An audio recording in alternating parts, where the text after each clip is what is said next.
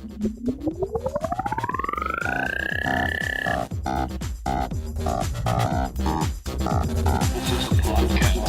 the podcast door. For sure.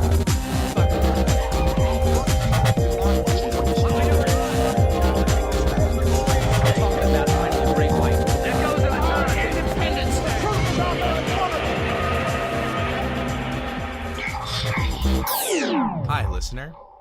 How's it going? Not bad, and you? Pretty good. I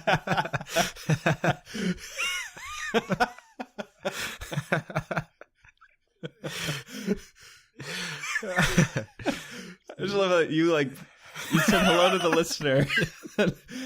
I said, how are you? You then became the listener that you had said hello to.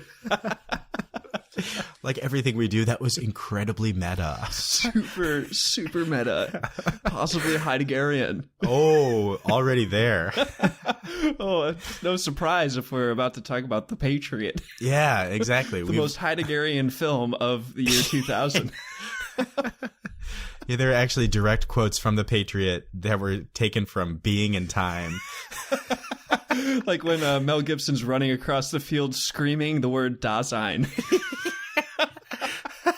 That is my favorite part of this movie. Waving the American flag. Dasein! Lots of people think he's just screaming, but he's screaming Dasein. Yeah, and that really turns the tide of that battle, and then we know the Brits hate the Germans, so you need a little exactly German influence in there. And of course, Roland Emmerich, the director, is German, so it's no surprise he would use Being in Time as an influence. Yeah, no surprise at all. And I'm sure he really, he described the meaning very well to the actors, had them read Being in Time, and it just comes through in the film, in the characters, in the development, in the racism, all these things. Yeah. What I mean is, I'm sure Heidegger was probably a racist. Yeah, well, he was a Nazi. So. Yeah, he was. Yeah, I can't imagine him not being a racist. He probably supported the setting of churches on fire.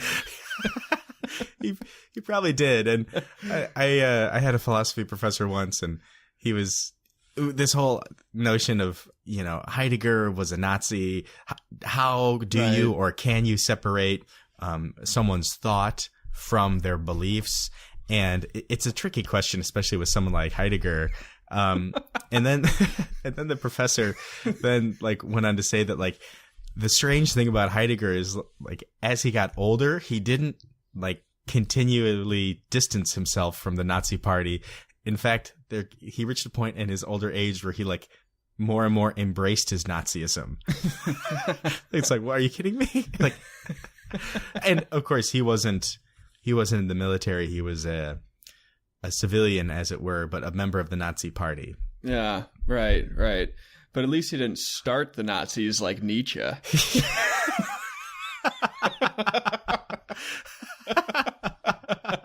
That jerk. Yeah, we should.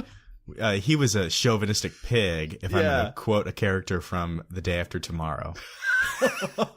You're right. I forgot about that. Yeah, I think that's that what random she said. Nietzsche comment. Yeah. Also Roland Emmerich, so he's his German philosophers. I know. Where's Schopenhauer when you need him?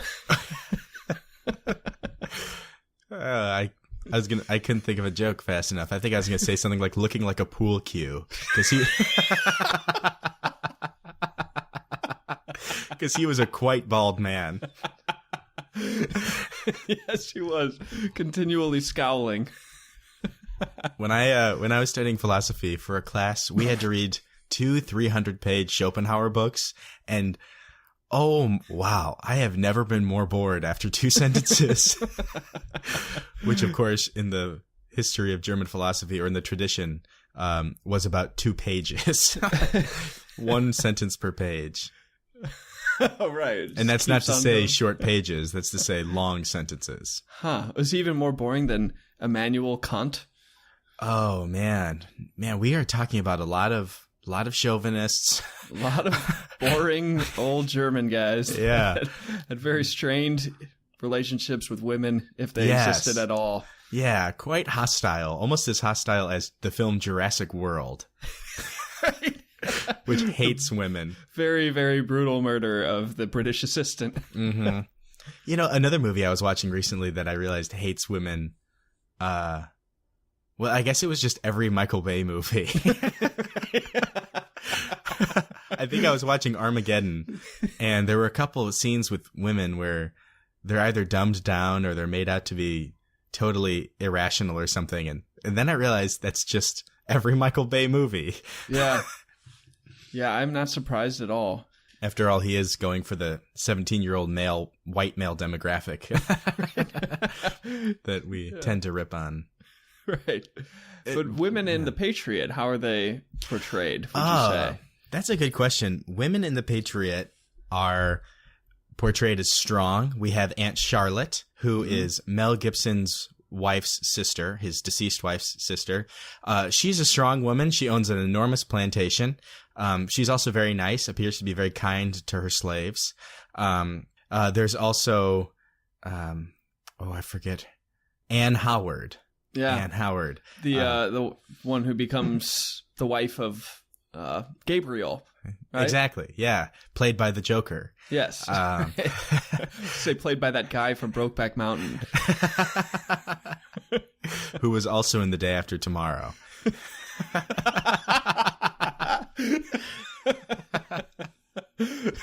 That was a good loop.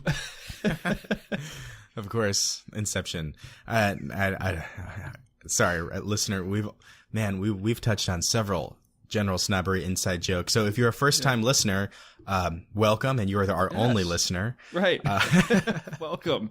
We congratulate you for becoming our only listener. We thank you for joining us at table. Yes, at table. But yes, Anne Howard in The Patriot, she becomes Gabriel's wife, the daughter of a store owner, Mr. Howard. I'm trying to think if I don't remember his first name, but I do remember that he has one leg. Oh. He lost it during the French and Indian War, and he lost his other leg to taxes. That guy. Mr. Howard? Mr. Howard, yeah. Like Clint.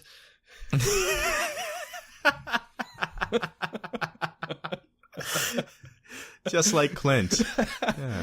Another inside joke, new listener, talking about Clint Howard, which is Ron Howard's brother.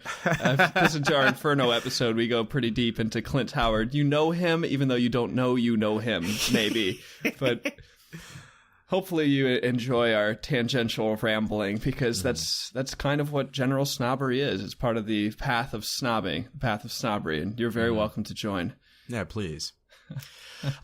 But yeah, women, that's I mean, there aren't too many. It's pretty... No. There's also Abigail, the servant. She's not a slave, because Mel Gibson's character does not own slaves, as we learn from one of his workers. Okay. Not from him, because he's humble. Yeah, he's too humble to flout the fact that he's probably the only rich man in South Carolina at that time who did not own slaves. He had a worldview centuries ahead of his time. But there's Abigail. Yes, she is sort of the, I don't know what you'd call her, servant, nanny, and the children love her. And she's a wonderful, warm soul and a caring person. Truly cares for the kids. And it's a great moment. I don't know who that actor was who played her, but she had a great moment as she's being taken away from Benjamin Martin, aka Mel Gibson's plantation, by the asshole British soldiers led by that dick face.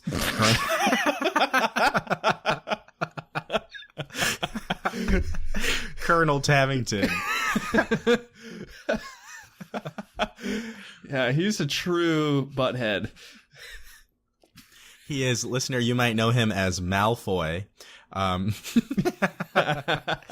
not the little tiny bitch Malfoy. Yeah, not the one played by Tom Felton, the one played by Jason Isaacs. Yes, Jason Isaacs. Yeah. Go ahead. He's got that icy stare is all I was going to say. Yeah, he gives that icy Isaacs stare, and it is icy. Jason Isaacs is also in Armageddon. He plays a very smart scientist because Really? Yeah, he is. He's the one who gives the analogy about if you put a firecracker on your hand, and you blow it up, you burn your hand a little bit. But if you light a firecracker and you close your hand into a fist, what does he say? He said, you'll be needing, I think he says, you'll be needing your wife to open your ketchup bottles for the rest of your life. Well done, J.J. Abrams. That is some top-notch dialogue. Oh, J.J. Abrams wrote that script? Yeah, he and someone else. Oh, my. And that's a movie, sorry, listener, that we're talking about Armageddon again. It deserves an episode in itself by far, but I bet Dustin Hoffman hated Armageddon because Dustin Hoffman apparently leads the charge in Hollywood for scientifically accurate films. Oh. Yeah. And I don't know much about the science of Armageddon, but it's fair to say, even though I haven't attempted to figure it out, I think it's still fair to make the judgment call that it's not accurate. I see. He leads the charge for scientifically accurate films, and then he stars in such films as Meet the Fockers. Yeah. And Tootsie. And Tootsie. Mm-hmm. Both of which are considered very scientifically inaccurate. Yes, right. So who leads the charge against historically inaccurate Hollywood pictures? Ooh, that's a good question. Sean Penn, perhaps? Oh, yeah. He leads many charges. He does lead many charges, and sometimes through the streets of New Orleans with a rifle. Yeah, I heard. Yeah. Probably Sean Penn. Sean I think Penn. That's fair to say. I feel like Sean Penn's the kind of guy that would have a drone and just watch anything he wants to watch from a hidden bunker. With a very disgruntled grimace on his face. You essentially described an evil genius or a Bond villain. A super villain, yeah. But, I bet I know the answer, an actual answer to who in Hollywood leads the charge against historical inaccurate films. And Jeff that Daniels? is Jeff Daniels. Is that what you said? Yeah. Oh, could be. Wait, no, why? that was just going to be my guess. Oh, he has the air of a historian about him. Yeah. But who are you going to say? I was going to say Peter Weller. Do you know who that is? I do and I don't. Yeah. He's RoboCop. Oh, RoboCop. Sorry. Yeah, RoboCop. Peter Weller has a PhD in history from, I believe, Syracuse University. And he played the original RoboCop? Wow. Yeah, so I believe his PhD is in Renaissance art, something like that. But anyway, Peter Weller, let's hope to God that you have a Twitter account because we want to get you on the show and we want to talk about historical inaccuracies in Hollywood. Now, I know one man who is definitely not for the movement against historical inaccuracy. I think I just said 3 negatives in that sentence. Wow, very Heideggerian. One man who's definitely not aboard, and that is Herman Boone, the real Herman Boone, because he goes around the country basically insisting that he's exactly like Denzel Washington's portrayal of him, despite the fact that numerous ex-Titans players have come out and talked about how horrible of a man he is. But he could preach to sold-out crowds about how he solved racism. Wow, that's amazing. So he doesn't mind the fact that certain movies take a few liberties in their appropriation of history. Yeah, and apparently the actual Rudy, as played by Sean Astin, apparently the actual man Rudy was a jerk. Yeah. I've got an onion thing in mind working on that idea. Oh, yeah, very good. Yeah. I think it was Rudy, most inspiring or most uplifting story ever told about guy who apparently sucks in real life.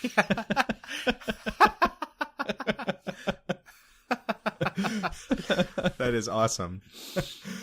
So how about the historical inaccuracies of the Patriot? Because I do not know the Patriot as well as Matt does, listener. I'm kind of new to the Patriot, but as you may have known, if you're a devoted listener, big Emmerich fan, so I was happy to glimpse this 3-hour epic spectacle.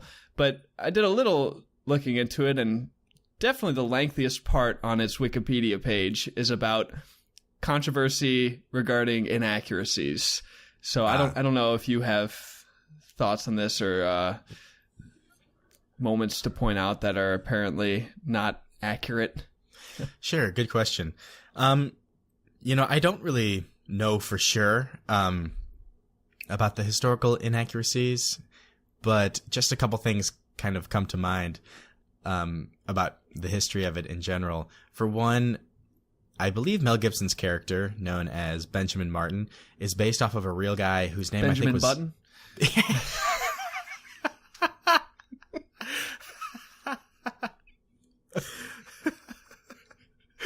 Oh, that was so dumb. No, it's all right because it actually works very well because I currently listener, I had my concussion residual effect again. Happens about once an episode. Yeah. I actually am currently drinking a cup of Café du Monde coffee. And Café du Monde, if you're aware, is a famous cafe known for their coffee and their beignets, French donuts in New Orleans, which is where Benjamin Button takes place. Ooh. So what at first you thought was just a hilarious joke turned out to be a very relevant one as well, Sean. That is what Carl Jung calls synchronicity, listener. Oh. I bet Carl Jung and Martin Heidegger would have gotten in a real big fist fight. Yeah. And in their older age, they looked almost the exact same. They were tall, fat German men with tiny white mustaches. True. Carl Jung is a little more wizardish and... Yeah. You're right. Heidegger would wield a sword and a musket. Yeah, Sean is currently thinking about Zelda. Yeah. I am. The Nintendo Switch and Zelda Breath of the Wild are dropping in just 2 days now, and I am going to be playing for the entire weekend. So if you're a Zelda nerd and you're listening, welcome to the table, Zelda nerd. Yeah, welcome. And if you're one of Sean's students, he will also be playing all day Monday, and that's why he was not in class on Monday. No, that's actually accurate for Friday, but not Monday. Oh. That is exactly why I won't be at work on Friday. But back to Café du Monde, we'd like to thank you, Café du Monde, for sponsoring us. Even though you didn't agree to, you officially are now our sponsor, and we'll be tweeting at you a lot. Yes, we'll take all the free beignet you got. Yeah. Send those beignets our way. Today. So, would you want to go OGGS here and give a quick rundown of what the Patriot is? Sure, yeah, that'd be great. Since it's taken us 20 minutes to get to that point. I think so. Yeah, that works well for me. Swell. Want me to take it away? Want me to grab this tooth? Yeah, just yank this tooth right out. You got it. So, Benjamin Martin is a farmer with a passion for rocking chairs, a passion that he never perfects. Listener, you have to watch the movie to get that joke, and it's a wonderful joke that has a story arc, and it's just great. It does. Benjamin Martin is a South Carolina plantation owner who is, as we learn throughout the film, sort of scarred by his wartime past in the French and Indian War. He despises war, and yet is a very brutal man, much like the actor who played him. No, mad props to Mel Gibson. He's a great actor and director, but he can make some violent stuff, whether he's acting in it or directing it. I remember when The Patriot came out, a lot of people thought that Mel Gibson directed it. And by a lot of people, I mean like one friend that I remember. Because it was just 5 years after Braveheart, and it almost seemed like a sequel to Braveheart. Yeah, I remember having that same thought, actually. And it is brutally violent like Braveheart. Yes, it is. Braveheart sort of redefined like big budget violence. Yeah. With their like Warhammer smashes to helmets. Anyway, so Benjamin Martin is a South Carolina plantation owner, and he wants to stay out of the impending Revolutionary War that seems to be underway. As we mentioned, he is not a racist because he doesn't own slaves. His workers work this land free men. And essentially the movie shares many, sort of kind of a similar arc as the film Man on Fire, starring Coach Boone. So I haven't seen that one yet. I haven't seen Boone's performance in that. Oh, Boone does a good job. He was great in Training Day. Yeah, Boone was very good in Training Day. Boone went pretty far out of character on that one. Yeah. Yeah, another actor in Man on Fire who is really good is the Headless Horseman. The Headless Horseman does a really good job in Man on Fire. Yeah, you mean the guy from The Deer Hunter. That's exactly what I was trying to think of. Yeah. Yeah, Deer Hunter does a very good job in Man on Fire. Yeah, he was Howard Hughes's dad in Catch Me If You Can.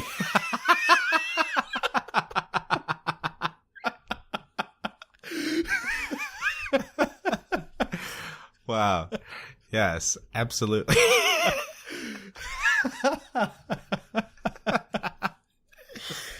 Oh, man.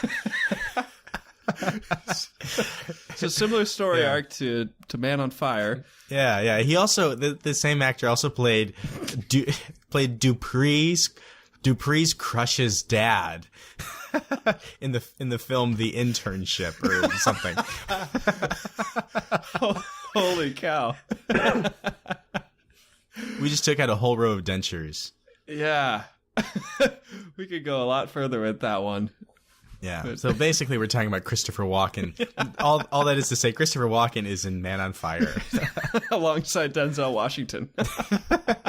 Which is similar in story arc to The Patriot, is the jumping off point, right? Mm-hmm. Yeah. Basically, Benjamin Martin just wants to be a farmer. He doesn't want shit to go down. But he's dragged violently into the Revolutionary War. At which point we get to see him. What would the kids say these days? I don't know what they would say. Of course, when I say kids, I mean like teenagers. You know, go crazy. Never mind, that's not like a unique idiom. But basically, we see him break bad, as it were. We see Benjamin Martin break bad, and he goes all Cranston. He goes all Cranston. And we're not talking about Tim Whatley, the dentist from Seinfeld. We are talking about Walter White. And should Tim Whatley pulled out some teeth. Yeah, we see this guy, Benjamin Martin, played by William Wallace, just massacre, what, like 15 British soldiers? Yeah, and about half of them with a Cherokee Tomahawk. Why does he have a tomahawk? Like, is he part Native American? Is it supposed to indicate that he's kind of that stereotypical American hero who's one with the land, like the whole Last of the Mohicans, Natty Bumppo type, that's like got that native energy in him and that moral code that transcends laws or whatever? Like, I don't know. That's a good question. I always just kind of assumed it was like something that he found worked practically for killing people during the French and Indian War, and he took it. But real quick, I'm gonna slide right into your DM here, Sean, and I'm going to ask you a trivia question, which would be very hard. I've seen this movie hundreds of times, and when I say that, I mean probably 12. And I just noticed this for the first time. Benjamin Martin's Cherokee Tomahawk has an inscription on the blade. Ooh. Any idea what it says? Is it like a quote? No, it's not a quote. It's very short, actually. It's not like a quote or anything like that. Maybe I'll give you a hint. Dasein. Oh, yeah. Actually, it's Unbegreiflich, which means past all graspness, which I think is a Heideggerian term as well. For a second, I was just like, oh, really? It says that? Roland slid a little German philosophy in on us. He likes to do that. He does. No, so let's imagine there's just been a brutal battle and everyone's Cherokee Tomahawk is just lying around on the ground and you don't know which one is yours. How are you going to know which one is yours? I'm thinking of the end of Indiana Jones 3. Find the simplest one that doesn't have the ornate thing. That's how you find Christ's cup. So that's how he would find the right one. That was what Mel Gibson wanted. But Roland didn't allow it. Right. Roland still, led the charge here. Yeah. He's an everyday man, Benjamin Martin, and he was a captain during the French and Indian War. So his Tomahawk says Captain, but abbreviated, CAPT, Captain B. So that means his soldiers didn't call him Captain Martin. They called him Captain Benjamin or Captain Ben or maybe Captain B. So he was like so colloquial and just like such a down-to-earth guy that basically his soldiers called him a nickname. Yo, Captain B! Captain B, can we go kill these people? All right, guys. Yeah. All right, you got me. But don't take them as slaves. Exactly, because he's a moral man. Yeah. We're still in the first 5 minutes, basically, of the movie. So, the part that I remembered from, I guess I must have seen scenes of it when I was a child. I remember Will Erker had a copy at his house, and I would hang out at Will's place. If you're listening, Will, what up? And would you guys eat raw meat together? No, that had to wait for a couple decades. Yeah. But we would play Super Mario 3. Ooh, man, I love that game. Yeah. And so I remember the very dramatic slow-mo shot when that dick-faced Tavington murders Benjamin Martin's child. Mm-hmm. And I remember always thinking that this child that Tavington first killed was kind of an idiot. Like, yeah. He seems like kind of a whiner and stuff, and he never really listens. And then he sees his brother, the Joker, being taken away and breaks free of whoever's holding him. And then in a classic Emmerich slow-mo is running, and he just kind of shoves one of the British guys and starts screaming like, "Go! Go! Get out of here!" And then we get a slow-mo of Malfoy turning and just a couple shots right to this kid. I just think like, yeah, the slow-mo and the music dramatizes this, but from an outsider's perspective in that moment when there would be no music, it would just be, like maybe you hear the wind. Anyone watching that would be like, this kid's fucking stupid. Like, what the hell is this kid doing? He's just running at this man, and he shoves one grown man and thinks that that's about to like alter the course of what's happening here. All these people have guns. Like, where are you even going to run? Like, this kid, I mean, he just caused his own death. And then that really ignites Mel. Yeah. His fury is absolutely unleashed on several British men, including the last one he kills, whose body he hacks for a solid minute as his two young children just watch.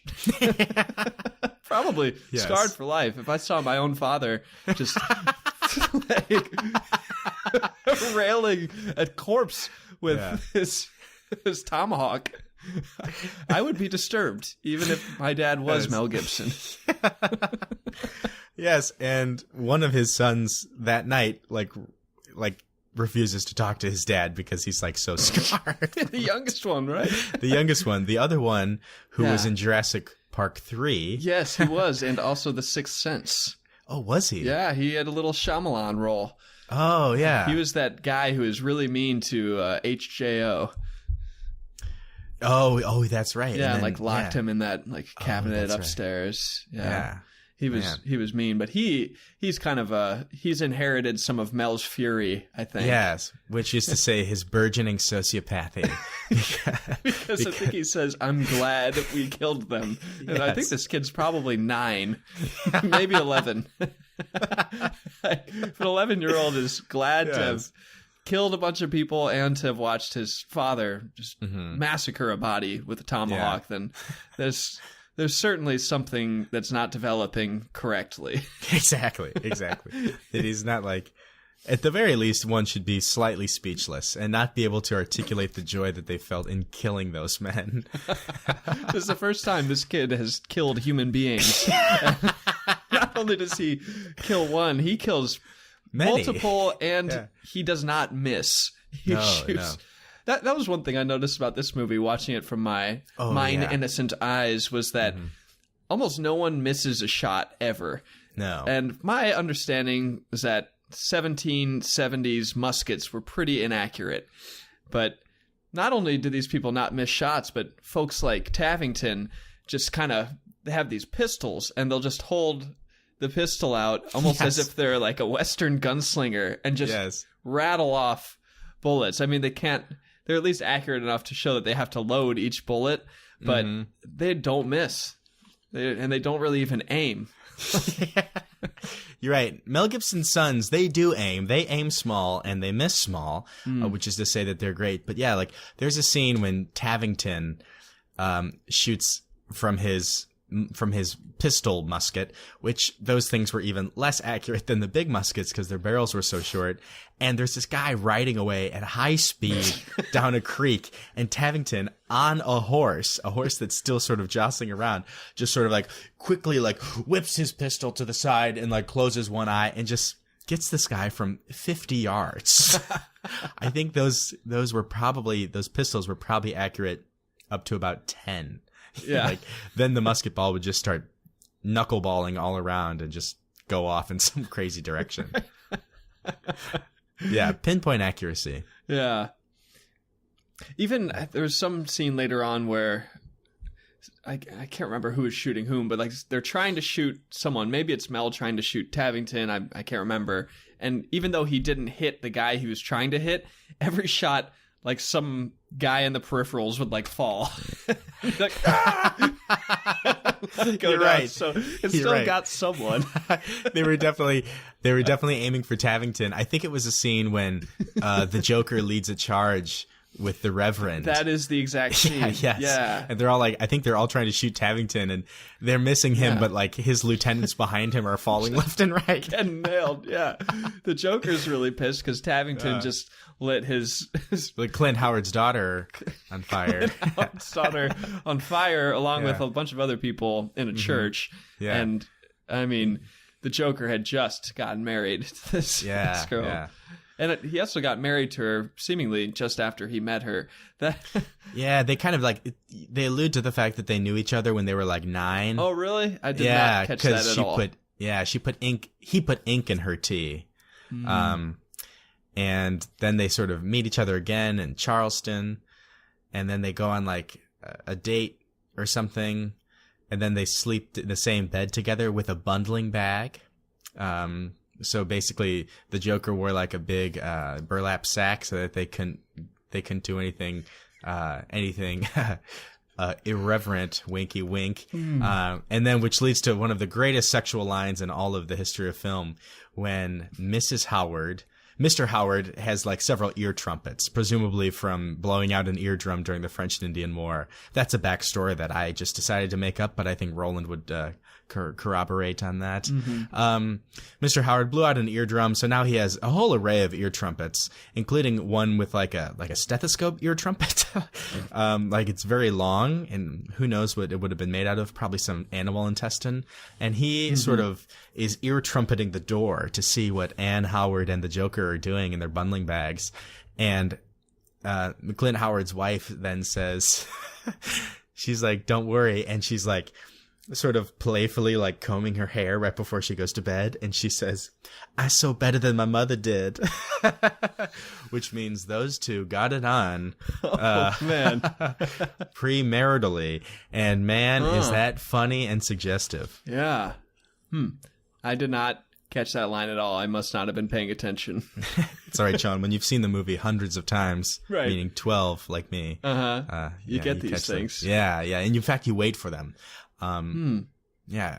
Any other parts that you wait for? Man, I wait for a specific part when Benjamin Martin and with a couple of his sidekicks, including the Frenchman Jean, played by Omar Sy. Sorry, not French African. My bad. No, yeah, not French African, just plain French. French, yes, I remember this French man. Yeah, not played by the guy who wanted croissants in Godzilla. Nor by the guy who got the Oscar for The Artist, who is nowhere to be seen. Yeah, you're right. Where is that guy? I know not. Yeah. No, so Benjamin Martin and his French sidekick Jean, another sidekick, slave named Akam, I believe is his name. Yeah. And another sidekick, couple other sidekicks, including the Joker, and then another racist. I forget his name, but the actor's name is Donald Logue, something like that. A Harvard grad, I believe. Anyway. I'd heard that about Logue. I wasn't sure.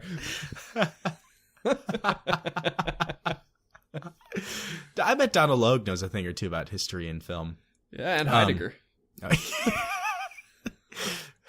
Filming toward death. So they blow up this ship basically at this gala with all these British soldiers and these loyalists.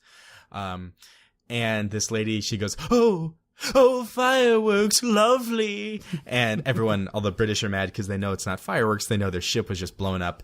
And then Tavington, that dickface, finishes a martini by like chugging it. And then he throws the glass down and you hear the glass shatter. In reality, when they filmed it, he drank the martini and just set the glass down on an off-screen table. And yet, I guess in the post-production stuff, Roland or someone decided, you know what, let's make him mad and let's add in a little glass shattering sound. Nice. And so it seems like he threw the glass down, which that always gives me a little chuckle because I know that he just set it down. Jason Isaacs just set it down. Yeah. That's good. Yeah, another thing about this film that I think is great that I was reminded of, Sean, you earlier when you were talking about when people were firing at that dickface Tavington, you said that I don't know who was shooting at whom, which is grammatically correct. Yes. And when I watched this movie and I really listened to the dialogue, I realized it has the best grammar out of any movie I've ever seen. Really? Yeah, it has such good grammar, partly because they're not speaking like a very ancient form of English, but it's a little dated. Mm-hmm. And so it's a little more complicated at times, and the grammar is very good. Wow. I love the grammar in this movie, in fact. Good. Hats off to the screenwriter, who is not actually Roland Emmerich. No, it's not Roland Emmerich. Yeah. A rare Emmerich film that he did not contribute the screenplay to which he did not contribute the screenplay. Sorry for ending that sentence on a preposition. It's okay. It's okay. Yeah. Just think about this. I know this movie, this, as I mentioned before, this movie was my sick day movie when I was in grade school. So every time I stayed home sick, I would watch this movie. So it has a lot of memory for me, but every time I watch it, I like it for the nostalgic reasons. But I also like it because I just really like it. Yeah. And I just think it's a really good movie and a fun movie. But I think something worth pointing out would be notable death scenes. I think that could be a good way to continue this. So, Sean, if you want to take a moment to sort of wrap your mind around the many deaths, some of them mass, some of them individual. A lot of deaths. Any death scene that really sticks out in your head? Yeah, well, speaking of head, I would say when that guy takes a cannonball to the head and his head is ripped off. Yeah, I always wait for that. That's the scene I always anticipate. That was shocking when I watched it. It just, it's probably a 1 second cut. And it's just a cannonball, takes this guy's head clean off, and then it just goes right back to the battle. And I think in a later part, a cannonball takes a guy's leg off, right? Yeah, and they even have this really scary sound of which wood was actually cracking. just Roland Emmerich chomping on a sandwich. Or maybe an apple. Some kind of fruit or vegetable. It worked very well. Mm-hmm. Yeah. That came to mind. Obviously, we've mentioned some of the best ones with William Wallace, the guy from Ransom, hacking this body. And then, of course, the stupid kid running. But then there's the church lighting on fire. Mm-hmm. With that asshole, Mr. Wilkins. Yeah. Wilkins throws them. I had one, but it seems to have escaped me. I mean, I guess the only one really come to mind is when the Joker dies. Oh, yeah. And if we could talk about that for a second, just because it's